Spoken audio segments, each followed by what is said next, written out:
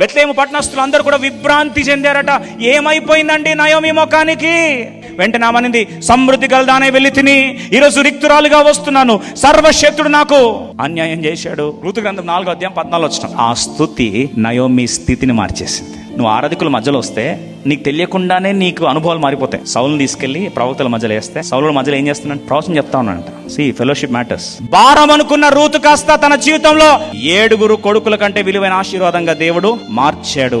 అది దేవుడు చేసే సమకూర్పు. కోల్పోయింది మహలోను కిల్యోన్ని, కానీ నయోమి సంపాదించుకుంది ఏం తెలుసా? ఏ బెత్లెహేములో అడుగు పెట్టిందో బెత్లెహేము చరిత్రను మార్చే ఓబేదును కనింది. ఓబేద్ ద్వారా యెషై ద్వారా దావీదు తరతరాల రాజ్య సింహాసనమును తన పురుడి పట్టిన పుట్టించింది నయోమి. శాపగ్రస్తమైన ప్రాంతం అన్నారు ఒకప్పుడు, రాహేలు చనిపోయిందన్న ప్రాంతం అన్నారు. అదే బెత్లెహేములో జీవాధిపతి అయిన యేసుక్రీస్తు వారు జన్మించడానికి ప్రత్యక్ష కారణమైంది.